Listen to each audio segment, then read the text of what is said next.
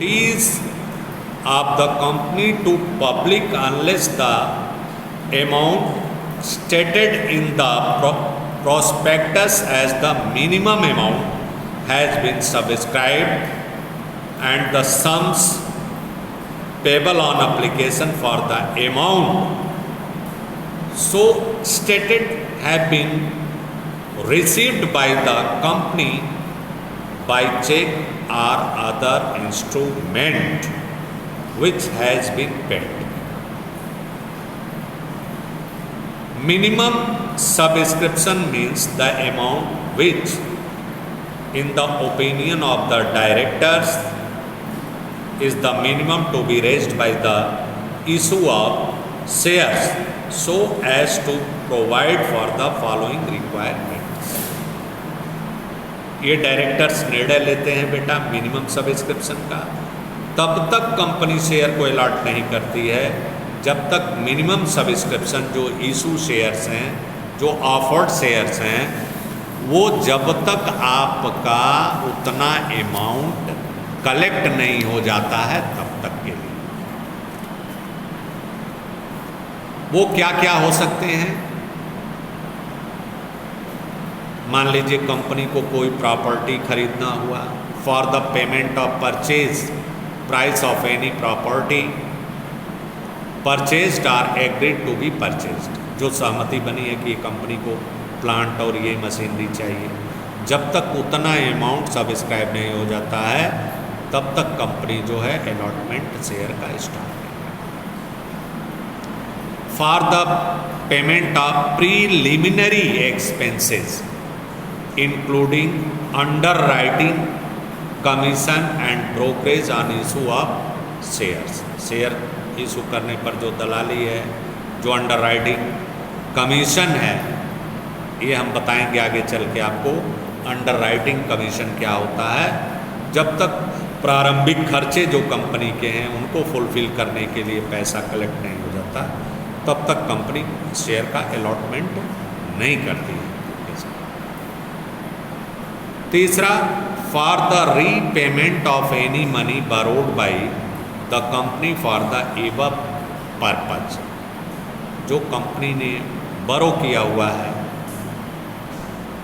मतलब डेब्ट लायबिलिटी हो जाती है, कंपनी ने लोन लिया हुआ है, उसका रीपेमेंट करने के लिए कंपनी के पास पैसा कलेक्ट नहीं हो जाता है तब तक कंपनी जो है शेयर को अलॉट नहीं करती।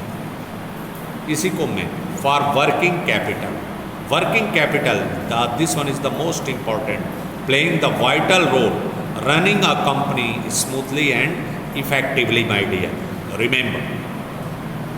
For any other expenditure required for the usual conduct of business operation, जब तक उतना फंड इशू ऑफ शेयर से सब्सक्राइब नहीं हो जाता तब तक कंपनी शेयर को अलॉट नहीं।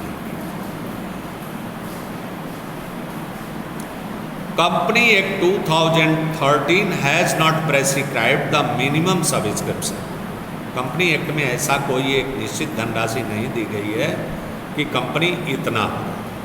However according to SEBI guidelines minimum subscription has been fixed at 90% of the issued amount, जो भी इशूड अमाउंट है उसका कम से कम, सेबी ने गाइडलाइन दिया है, कम से कम अमाउंट आपका 90% आपके पास आ जाना चाहिए। As per section 39(3) the company has to get minimum subscription within 30 days from the date of issue of the prospectus, company को 30 दिन के अंदर वो चीज़ मिल जाना चाहिए। If the company fails to receive the minimum subscription within the set period, मतलब 30 days के अंदर यदि कंपनी नहीं आती है, the company can not proceed with the allotment of shares, तो वो शेयर को अलॉट नहीं कर सकती।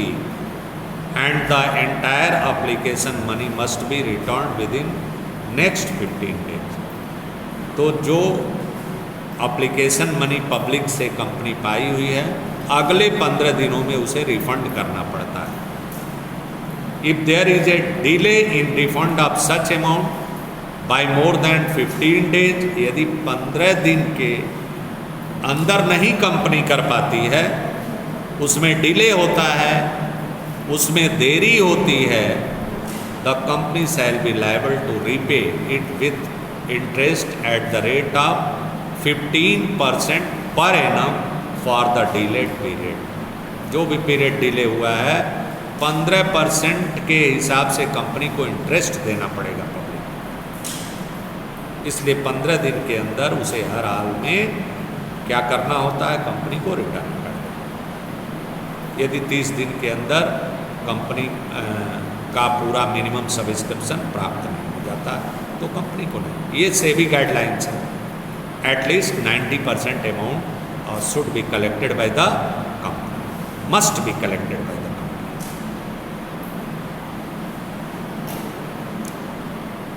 Each allottee will issue share certificate for eligible number of shares.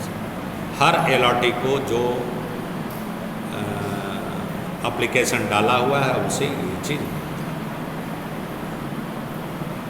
In case of over subscription of shares the allotment shall be on a proportionate basis according to the number of shares applied for.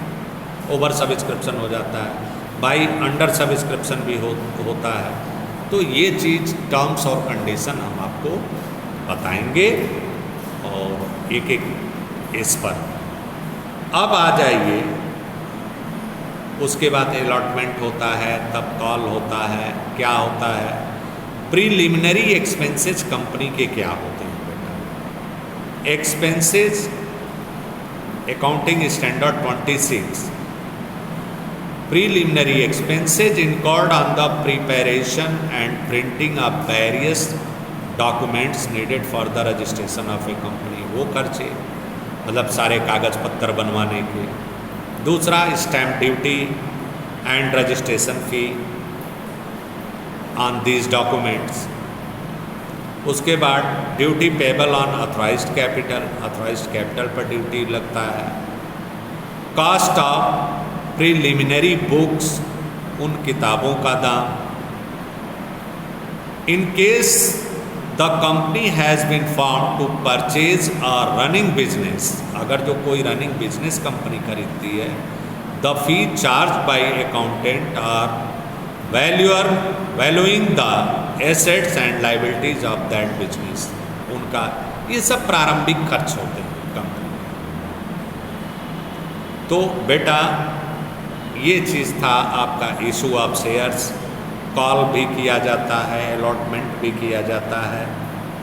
इन सब चीज़ों के लिए अब हम कल से practical question पर चलेंगे, जिसका आपको इंतज़ार है, entries on issue of shares. Thank you very much. Notes बनाते रहिएगा, इसको पढ़ते रहिएगा।